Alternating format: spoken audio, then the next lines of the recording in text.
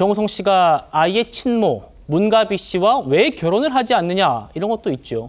앞서 좀 혼외자 논란보다 더 좀 크리티컬하다라고 한 이미 만나고 있는 비연예인이 있어가지고 뭐 그렇다라는 보도도 있었고 이것도 있습니다. 혹시 뭐 결혼을 했다가 이혼을 한다면 재산 분할의 리스크를 안고 가야 하기 때문에 이것까지 염두한 것 아닌가라는 평가가 나와요. 그러니까 전문 변호사 얘기는 5년을 살면 재산의 30%, 10년을 살면 재산의 50%를 줘야 하는 법칙이 있는데 30% 재산 분할만 하더라도 정우성 재산을 600억이라고 잡으면 180억을 줘야 한다.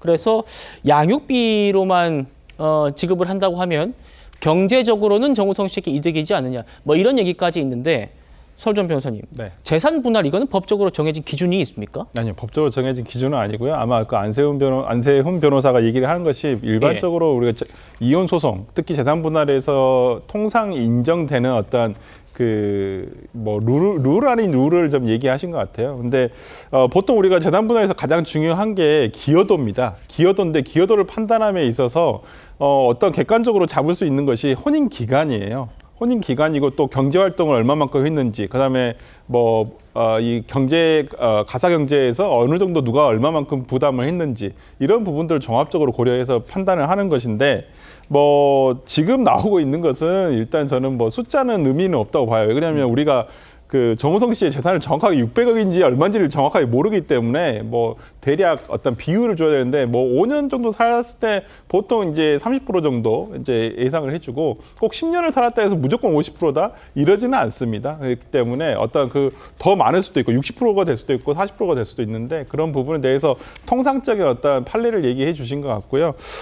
이건 이제 기본적으로는 정우성 씨와 문가비 씨가 결혼을 했을 때 그리고 최소한 5년을 혼인 기간을 유지했었을 때 우리가 논의해볼 문제라서 아직은 좀 섣부른 예측이 아닌가라는 생각을 해봅니다. 예, 정우성 씨, 문가비 씨와 결혼을 하지 않되 양육 비용에 대한 책임은 전적으로 지겠다 이렇게 약속하는 걸로 지금 전해지고 있죠.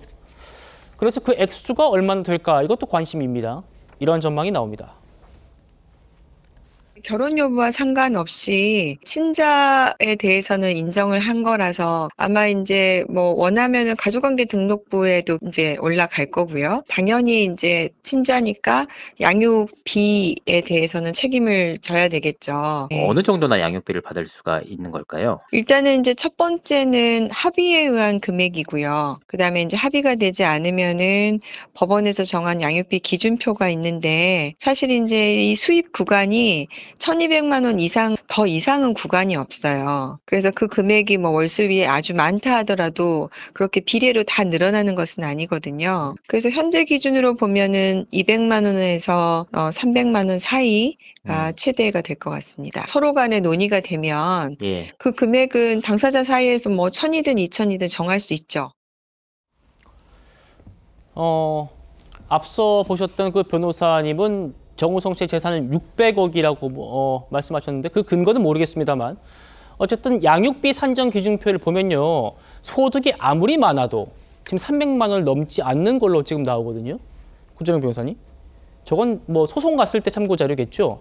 그러니까 협의를 하면은 굳이 저 300만 원, 저 기준 지킬 필요는 없는 거 아닙니까? 그렇죠. 그러니까 이 경우에는 소송으로 갔을 때보다 당사자끼리 합의를 했을 때가 금액이 더 훨씬 올라갈 수밖에 없습니다. 당사자들끼리 합의해서 주는 금액에는 한정이 없거든요. 예. 그래서 그럴 경우에는 당사자들끼리 지급하게 되는 게 보통 이제 이런 부가 있는 분들 같은 경우에는 양육비 기준표보다 높습니다. 왜냐하면 재판에서는 통상적으로 누구에게나 소송으로 인정될 수 있는 기준을 세우는 것이기 때문에 지금 정우성 씨가 재산이 많기 때문에 200~300만 원이 굉장히 작아 보이지만 4인 가족해도 200~300만 원이 전체 수입인 경우도 많아요. 근데 그렇죠. 아이 하나에 대해서 200만 원, 300만 원이 통상적이면은 법원에서도 충분히 보호 양육을 할 수 있는 기준점을 세운 것이고 그거에 대해서 아이 하나에 대해서 선고할 수 있는 거를 보통 한 500을 맥시멈으로 보거든요. 그러니까 이 경우에는 재판을 가면은 그렇게 결정이 될 텐데 재판을 가면 논란이 그 안에서 다시 또 터져 나올 것이기 때문에 당사자들끼리 아마 합의를 할 가능성이 높고 그 액수는 법원에서 결정하는 것보다 많은 금액이 결정될 가능성이 굉장히 높습니다. 네.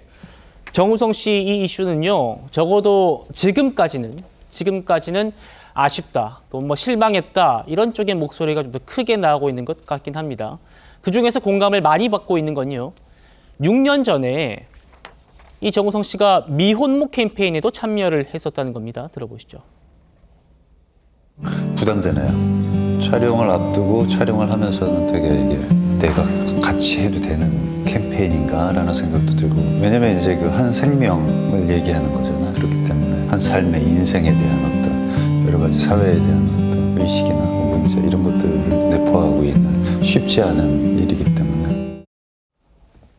남 기자님, 지금처럼 애틋하게 아기를 안는 저 모습으로 미혼모 캠페인을 하고 또 올해는 성평등 문화에 기여했다고 상도 받았어요. 네. 그런데도 혼외자 출산을 했다. 이거는 좀 실망이다. 이런 얘기 같아요. 아무래도 정우성 씨, 배우 정우성이라는 갖고 있는 이미지가 좀 남다르기 때문이라고 생각이 되는데요. 그리고 이제 저런 그 미혼모 캠페인이나 저 촬영을 많이 하는 이유는요. 당시에 조세현 작가가 그 많은 스타들과 저런 작업을 정말 많이 했었습니다. 왜냐하면 스타들이 같이 이런 것을 하는 것만으로도 굉장히 사회적인 인식이 달라지기 때문에 진행을 했었던 건데요. 이런 비난 때문인지 지금 많은 엔터테인먼트사에서는요. 정우성 씨를 사실 이 사건을 기점으로 해서 조금 많이 변화를 했습니다. 왜냐하면 정우성 씨 같은 경우에는 정말 사회적 목소리를 많이 내고, 그리고 각종 기관에서 보통 보면 홍보대사라는 걸 굉장히 많이 하잖아요. 근데 정우성 씨도 그런 연예인 중 하나였기 때문에 요즘에는 사실 많은 연예인들이 저런 홍보대사를 좀 기피하고 있습니다. 왜냐하면 정우성 씨도 사실 이 본인이 혼외자가 나올 거라는 걸 알았으면 사실 이런 캠페인을 절대 하지 않았겠죠. 근데 사람 일은 모르는 것이기 때문에 뭐 이걸 잘했다 잘못했다의 문제는 아니기 때문에, 그리고 연예인이라는 것 자체가 굉장히 사회적인 책임감을 좀 많이 부여하잖아요. 그래서 요즘에는 사실 엔터업계에서는 정우성 씨 이 사건을 시발점으로 많은 이제 저런 캠페인이나 사회적 목소리를 내지 않겠다라는 게 굉장히 많이 나와 있습니다. 아. 네.